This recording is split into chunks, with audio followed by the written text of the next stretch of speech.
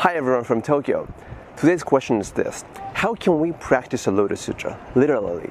Key to answering this question appears in the chapter 11 of the Lotus Sutra, which is titled The Appearance of the Jeweled Stupa. By the way, back in me, it's not the jeweled stupa. This is the great sacred hall of Rishi Kosekai's beautiful Buddha statue is installed inside. Yes, I'm back in Tokyo. We just moved here like 2 weeks ago. Still jet lagging, but it's okay. So happy to see you all. So in that chapter 11, the Buddha, Shakyamuni, announces to his audience in the following way: who in this Saha domain is capable of widely expounding the wondrous Dharma Flower Sutra? Now indeed is the time to do so, for soon the Tathagata will enter Nirvana. The Buddha desired to bequeath this wondrous Dharma Flower Sutra to someone present here. With this in mind, we can see that the key is how to respond to the Buddha's this calling. So what does the Buddha do in the Lotus Sutra? Well, in the Lotus Sutra, Shakyamuni Buddha sees everyone as a bodhisattva, and this is how he instructions transform them all. But in this particular passage of chapter 11, he reverses this regular role of his audience and asks them to take over his leadership. Buddha, for a long time, taught people, and now in this chapter, he wants those people to take over his leadership of ministry. Well, then the question is, who are these people?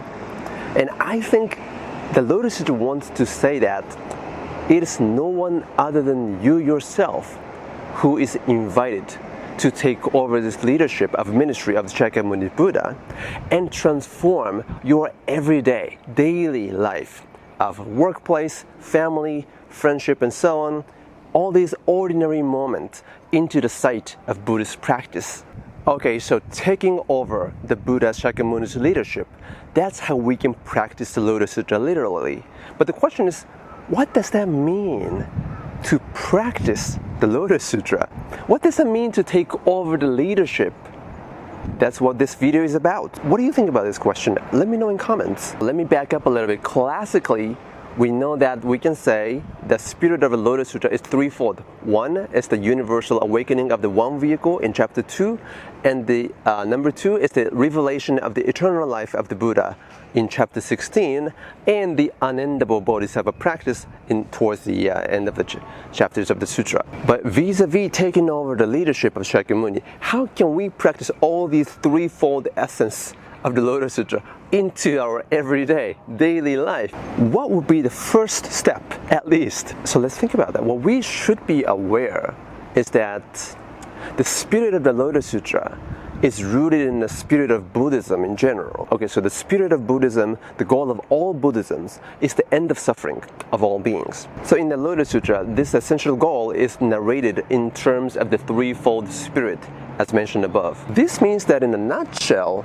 taking over the Buddha's leadership is to contribute to facilitating the end of suffering. But the question is, how can we make such a contribution? With that in mind, we can say that the first and essential first step to contribute to that is to hold space, facilitate a space in which people feel comfortable talking about the stories of the sufferings such as anxiety, worries, regrets, attachments and anger, and so on. So the essential condition of facilitating that kind of safe space is the Buddhist therapeutic listening. Okay, so then what is the Buddhist therapeutic listening? I just invented this word for the sake of this video, but I think that has a potentially huge possibility of contribution to the world today. Everybody needs to be listened. People are seeking that kind of space in which people, they feel comfortable sharing their traumatic experiences. So the basic idea is to help the speaker to process their feelings and thoughts without feeling a sense of pressure of solving these problems. So it's important for us as a facilitator of those conversations to not start with advice giving at all. Advice giving can ruin the space. So rather, the answers must come from the speaker themselves, because these answers must be based on their own awareness rather than being imposed. Our role as a facilitator is to hold space and accompany the expression of these sufferings. This is supremely important. From the viewpoint of the speakers, speaking about their own suffering and what traumatized people is how we facilitate a space for recognition, awareness, and healing. We can never change what happened to people, but we can always change the meaning of what happened to these people, including ourselves. And changing the meaning is actually to change the past, because we are living in the world of meanings. So if you think about it, something happened and traumatized you in the past, what is that past? It's not an event, but that's the meaning of that event, right? If that meaning can be transformed into something else, that event will change. That's the power of Buddhism, articulated in the storytelling of the Lotus Sutra. The Lotus Sutra demonstrates how the previous moments of Shravakahood is transformed into Bodhisattvahood without changing the voice-hearing practice.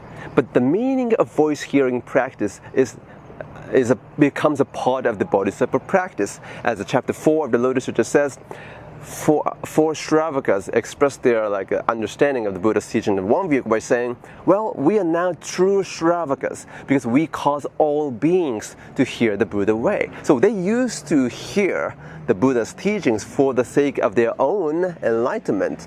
But what happened in the Lotus Sutra is that they expand the range of application of compassion, no longer only to themselves, but toward all beings.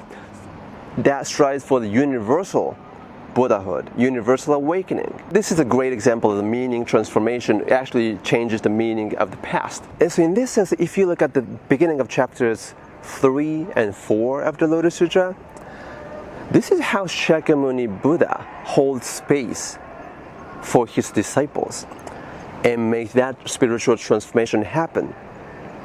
He doesn't interrupt. People expressing their concerns and regrets and anxieties, hold space and accompany their expression of suffering. That's really essential. That's how Shakyamuni Buddha demonstrates a therapeutic listening in the Lotus Sutra. I've been practicing this a lot over the last several years, especially after I learned it from the Dharma Center of Rinpoche Kosekai in New York, Reverend Fujita. That was life transforming. I mean, you may think that the speakers who talk to me, their life may be transformed, but actually not only that, the reward actually comes to you. As this process of therapeutic listening practice in everyday life, in your family, workplace, and anywhere, you feel you will be transformed into someone more compassionate, someone more understanding, because this is a practice of no self, perspectival no self. Because you're not attached to any particular views, you can pose it to anyone's narratives, anyone's perspectives. That's the practical application and the power of no self, which affirms all selves.